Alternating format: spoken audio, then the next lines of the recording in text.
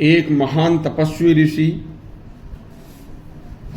जिनका नाम दुर्वासा ऋषि था, वह दूर्वा घास खाकर ही केवल रहते थे, कभी अन्न ग्रहण नहीं करते थे, इसलिए उन्हें दुर्वासा कहते थे। और अनेक स्त्रियों के साथ रास रचाने वाले भगवान श्री कृष्ण भी बाल ब्रह्मचारी थे। यह प्रसंग एक अति गूढ़ प्रसंग है, एक बार जरूर पूरा सुनना। एक बार ब्रज की गोपियों ने श्री कृष्ण से दुख, दारिद्र और दुर्भाग्य को दूर करने वाला उपाय पूछा, तो प्रश्न सुनकर श्री कृष्ण किसी वृद्ध सन्यासी की तरह गंभीर होकर बोले, कल ऋषि पंचमी है, अति पावन पर्व है, तुम सभी किसी सदाचारी संतोषी तपस्वी विप्र को अच्छा भोजन करा देना, तुम्हारा कल्याण हो जाएगा। गोपियां बोली, आप ही बताएं कि किस विप्र को कहाँ भोजन कराएं।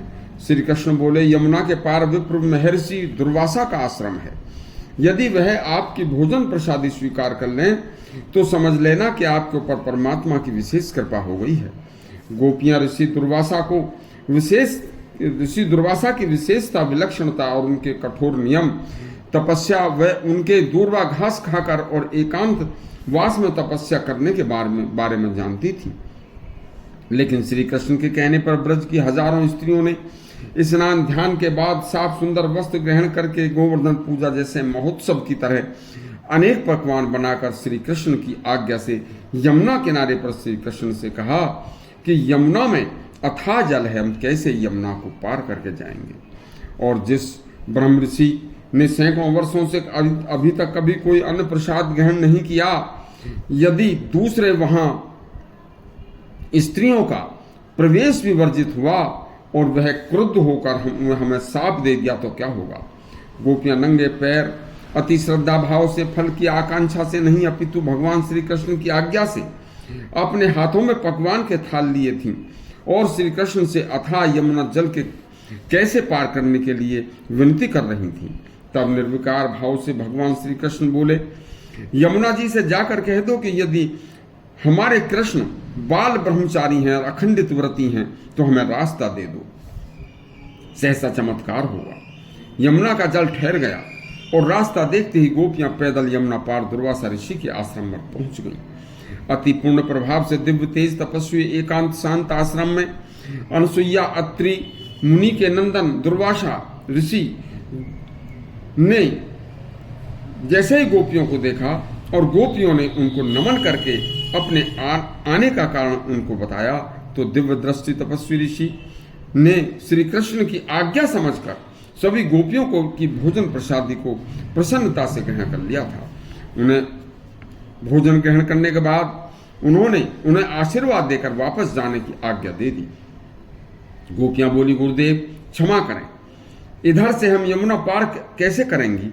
दुर्वासा ऋषि बोले कि जाओ यमुना से जाकर कह देना कि यदि दुर्वासा ऋषि केवल दुर्वा खाकर ही रहते हैं तो हमें मार्ग दे दो। महात्मा की बात सुनकर गोपियों को आश्चर्य हुआ कि अभी तो इन्होंने हजारों गोपियों का भोजन किया है, सारा भोजन अकेले खाया है और हमारे सामने, तो फिर ये दूर्वा खाकर रहने वाले कहाँ हुए। एक गोपी ने साहस करके विनम्रता से कहा, क्षमा करें भगवान, स्त्रियों के साथ रास रचाने वाले श्री कृष्ण ब्रह्मचारी कैसे हैं और आप विविध प्रकार के व्यंजनों को हमारे सामने खाने वाले दूर्वा भोक्ता कैसे हैं। महर्षि बोले, आकाश में शब्द नामक एक गुण है, आत्मा शब्द व आकाश दोनों से भिन्न है और आकाश में रहते हुए भी फिर भी आकाश उस आत्मा को नहीं जानता। मैं वही आत्मा हूँ, मैं भोजन तो फिर मैं भोक्ता कैसे हुआ। इसी प्रकार वायु, तेज, जल पृथ्वी से भिन्न होकर भी इसी में रहने वाले आत्म तत्व को वायु नहीं जानती। वही नित्य शुद्ध चैतन्य आत्मा मैं हूँ, तो फिर मैं भोक्ता कैसे हुआ। देखिए, शरीर आदि के आहार विहार से मेरा कोई संबंध नहीं है, क्योंकि जड़ विनाशी विकारी शरीर से मैं भिन्न हूँ। जब कृष्ण ब्रह्मचारी, अब सुनो कृष्ण ब्रह्मचारी कैसे हैं। कृष्ण अभोक्ता साक्षी ने केवल दृष्टा हैं, वे सांसारिक विद्या अविद्या से विशुद्ध विद्यमान हैं। वे जन्म जरा रोग आदि से भिन्न हैं, अभेद और अक्लेश हैं।